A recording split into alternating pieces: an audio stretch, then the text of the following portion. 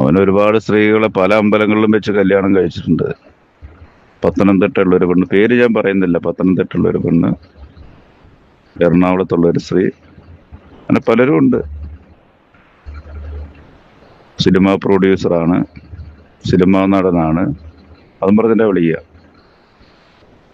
അത് കഴിഞ്ഞ് ഇത് നമ്മുടെ അച്ചായൻ അഥവാ സോജൻ വർഗീസ് എന്ന് പറയുന്ന നമ്മൾ എല്ലാവർക്കും അറിയാം, സോഷ്യൽ മീഡിയയിൽ അത്യാവശ്യം ഫേമസ് ആയിട്ടുള്ള ഒരു വ്യക്തി തന്നെയാണ്.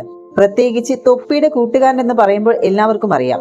തൊപ്പിയുടെ കൂടെ എപ്പോഴും നടക്കുന്ന ഒരാൾ, അത്യാവശ്യം പ്രായമുള്ള ഒരു വ്യക്തിയാണ് ഈ ഒരു സോജൻ വർഗീസ് എന്ന് പറയുന്ന അച്ചായൻ എന്ന് പറയുമ്പോഴാണ് ഏറ്റവും കൂടുതൽ ആളുകൾക്കും അറിയാവുന്നത്.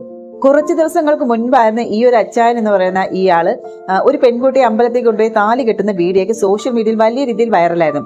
അത്യാവശ്യം എല്ലാവരും അതെടുത്ത് റിയാക്ട് ചെയ്തതുമാണ്. ഇപ്പോഴിതാ ഈ ഒരു വീഡിയോ റിയാക്ട് ചെയ്യാനുള്ള മെയിൻ കാരണം എന്ന് വെച്ചാൽ, ഈ അച്ചായനുമായി ബന്ധപ്പെട്ട് ഇയാളുടെ ബന്ധു തന്നെ ഒരാള് നമ്മുടെ എസ് ഹൈസ് എന്ന് പറയുന്ന ചാനലിൽ ആ പുള്ളിക്കാരനുമായിട്ട് കോണ്ടാക്ട് ചെയ്തിട്ട് ചില കാര്യങ്ങൾ പറയുന്നുണ്ട്. ഈ ബന്ധു എന്ന് പറയുമ്പോൾ ഈ ഒരു അച്ചായന്റെ അമ്മാവന്റെ മകളുടെ ഭർത്താവാണ്. ആ ഒരു പുള്ളിക്കാരനാണ് കുറച്ച് കാര്യങ്ങൾ ഇവിടെ റിവീൽ ചെയ്തിരിക്കുന്നത്. അത്യാവശ്യം ഇത്തിരി ലെന്തി ആയിട്ടുള്ള ഒരു ഓഡിയോ ക്ലിപ്പാണ്. എന്നിട്ടാണ് നിങ്ങൾ അത് കേട്ടു നോക്കൂ, ആ ഒരു ഓഡിയോയിൽ പറയുന്ന കാര്യങ്ങൾ എന്താണെന്നുള്ളത്. എൻ്റെ പേര് ബിജു എന്നാണ്. എൻ്റെ വീട് വയനാടാണ്. ഞാൻ ഖത്തറിലാണ് ജോലി ചെയ്യുന്നത്. പിന്നെ ഇപ്പോൾ ഈ സോഷ്യൽ മീഡിയയിലൊക്കെ യൂട്യൂബിലൊക്കെ ഇങ്ങനെ എപ്പോഴും കാണാം നമ്മുടെ സോജൻ വർഗീസിന്റെ കല്യാണം കഴിഞ്ഞ ഇതും. അപ്പോൾ അതിനെക്കുറിച്ചൊന്ന് പറഞ്ഞു. അവന് ഒരുപാട് ആൾക്കാരുടെ ജീവിതം തകർത്തിട്ടുള്ള ഒരാളാണ്. ഒന്നെൻ്റെ, പിന്നെ ഞാൻ അറിയുന്നത് തന്നെ കുറേ ആൾക്കാർ, കുറേ സ്ത്രീകൾ. സിനിമ പ്രൊഡ്യൂസറാണ്, അതാണ് ഇതാണ്, സിനിമാ നടനാണ് എന്നും പറഞ്ഞിട്ടാണ് ഇവൻ ഓരോരുത്തരെ നമ്പർ സംഘടിപ്പിച്ചിട്ട് വിളിക്കും. പിന്നെ ആ സ്ത്രീനെ വിളിക്കുന്ന അവൻ്റെ അമ്മയാണ് വിളിക്കുന്നത്. അവനൊരു കല്യാണം വേണം, അങ്ങനെ സ്വർണം വാങ്ങിയെടുക്കും, അവരുടെ കയ്യിലുള്ള പൈസ മേടിച്ചെടുക്കും, എന്നിട്ട് ഏതെങ്കിലും ഒരു അമ്പലത്തിൽ കൊണ്ടുപോയി താലി കെട്ടും, എന്നിട്ട് അവൻ്റെ വീട്ടിൽ കൊണ്ടുവന്നിട്ട് അവൻ്റെ കാര്യങ്ങളൊക്കെ നടത്തും. എന്നിട്ട് ഇവനൊന്ന് മദ്രാസിൽ പോകുമെന്നും പറഞ്ഞ് ഇവനങ്ങ് പോകും. പിന്നെ ആ തള്ള ആ സ്ത്രീയെ ചവിട്ടി ഓടിക്കും. ഇതാണ് നടന്നുകൊണ്ടിരുന്നത്. വയനാട്ടിലുള്ളപ്പോഴാണ് പറയുന്നത്. ഞാനും വയനാട്ടുകാരനാണ്. അവൻ്റെ അമ്മാവൻ്റെ മോളെ കാണിച്ചിട്ട് അവൻ പലരോടും പൈസ മേടിച്ചിട്ട് എൻ്റെ അടുത്ത് നടക്കും. കല്യാണം കഴിക്കാൻ സുഖമില്ലാത്തൊരു കൊച്ചാണ്. ചെറുപ്പം തൊട്ടേ സുഖമില്ലാത്തൊരു കൊച്ചായിരുന്നു. അതിനെ ഇവൻ പൈസ ഉണ്ടാക്കാൻ വേണ്ടി ഇവനും എൻ്റെ അമ്മയും കൂടെ വയനാട്ടിൽ കൊണ്ടുവന്ന് അങ്ങനെ കല്യാണാലോചന വന്ന്, കല്യാണം ആലോചിച്ചപ്പോഴേ ഇവൻ എന്നെ അളിയാന്നാ വിളിക്കുന്നത്. അങ്ങനെ എൻ്റെ കയ്യിൽ നിന്ന് കുറേ പൈസയും വാങ്ങി, ആ പെണ്ണിന് കൊടുക്കാനാണെന്നും പറഞ്ഞ് മൊബൈലും മേടിപ്പിച്ചു. അതൊക്കെ അങ്ങനെ തിന്ന് ജീവിക്കുന്ന ഒരാളാണ് ഈ സോജൻ. ഒക്കെ തെളിവടക്കം എൻ്റെ കയ്യിലുണ്ട്, തെളിവടക്കമുണ്ട്. അങ്ങനെ ഇവൻ ഒരുപാട് ആൾക്കാരെ ജീവിതം തൊലച്ചിട്ട് ഇതേപോലെ പല സ്ത്രീകളെ അതെ ഇവനെ കല്യാണം നടക്കൂലെന്നറിയുന്ന പെണ്ണിന്റെ അപ്പന് വരെ കല്യാണം നടക്കൂലെന്നറിയുന്നതാണ്. ആ പെണ്ണിനെ വരെ ഇവൻ കൊണ്ടുവന്ന് ഇവര് നടത്തി കൊടുത്തു. വെച്ചാൽ ഇവർക്ക് പൈസ ഉണ്ടാക്കാൻ വേണ്ടി. അവന് കാറ് മേടിക്കണം, അങ്ങനെ പല എൻ്റെ അടുത്ത് കുറേ പൈസ വാങ്ങിയിട്ടുണ്ട്. അതുപോലെ തന്നെ വേറൊരു പെണ്ണും കൂടി ഉണ്ട്. അതിനെ കാണിച്ചിട്ട് സർക്കാർ ജോലിക്കാരനാണ്, അവൻ്റെ കമ്പ്യൂട്ടർ, അവൻ്റെ കയ്യിൽ നിന്ന് കുറേ ലക്ഷങ്ങൾ. ഇങ്ങനെയാണ് അവർ വയനാട്ടിലുള്ളപ്പോൾ ജീവിച്ചുകൊണ്ടിരുന്നത്. വയനാട്ടിലെ സ്ഥലമൊക്കെ വിറ്റ് എറണാകുളത്തോടെ ഉണ്ട്. കുറേ കാലത്തേക്ക് നമ്മളിതൊന്നും അറിയത്തുണ്ടായിരുന്നുണ്ടായില്ല. ഇപ്പോഴാണ് ഇങ്ങനെയൊക്കെ അറിയുന്നത്. ഇവനിതൊന്നും ഒരു പുത്തിരിയല്ല. അവൻ ഒരുപാട് തെളിവടക്കം ഉണ്ട്. നമ്മൾ വെറുതെ പറയുന്നതോ നമ്മളൊരാളെ ഇൻസൾട്ട് ചെയ്യണമെന്ന് ഓർത്തിട്ടോ പറയുന്നതല്ല. തെളിവടക്കം. എന്തായാലും ഞാനിപ്പോൾ വിദേശത്താണുള്ളത്, നാട്ടിൽ വരട്ടെ, തെളിവടക്കം ഞാനത് തരാം. ഇങ്ങനെയൊക്കെയാണ് ഈ തള്ള.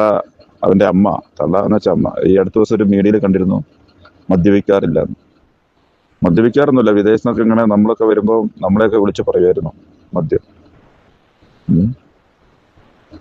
വോഡ്കയാണ് വേണ്ടത്, വോഡ്കയാണ് അവരുടെ ബ്രാൻഡ്. ഇതൊക്കെ ഇങ്ങനെ കാണുമ്പോൾ ഒരു വിഷമം, അതുകൊണ്ട് നമ്മളൊക്കെ പ്രതികരിച്ച് പോകുന്നേ ഉള്ളൂ. അവൻ കള്ളു പിടിക്കാറില്ല, പെണ്ണ് പിടിക്കാറില്ല, ഒന്നുമില്ല. തെളിവ് ഞാൻ തരാം. എന്നെ കോണ്ടാക്ട് ചെയ്താൽ മതി, ഞാൻ തരാം തെളിവ്. ഓക്കെ.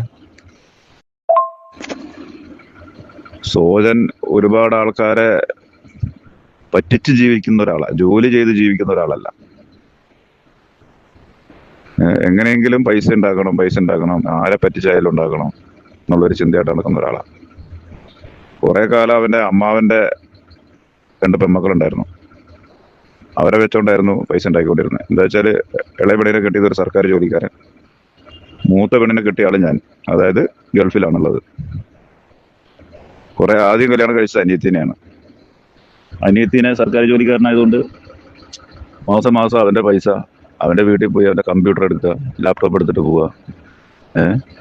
കുറെ കാലം അവനെ കൊണ്ട് ജീവിച്ചു. അത് കഴിഞ്ഞ് കെട്ടിയത് ഞാൻ. പെങ്ങൾക്ക് മൊബൈൽ വേണം,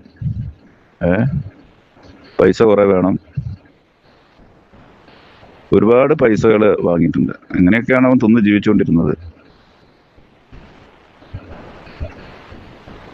ഇപ്പോൾ നിങ്ങൾക്കൊക്കെ നമ്മൾ എന്താ പറയണ്ടേ? തെളിവാണല്ലോ നമുക്ക് എന്തിനും വേണ്ടത്. തെളിവടക്കം തരാം. അവന് പൈസ അയച്ചു കൊടുത്തതിൻ്റെയും ഒക്കെ രേഖകൾ എൻ്റെ ഇരിപ്പുണ്ട്. മൊബൈൽ വാങ്ങിയതിൻ്റെ ബില്ലും എല്ലാം ഇപ്പോഴും ഇരിപ്പുണ്ട് എൻ്റെ കയ്യിൽ.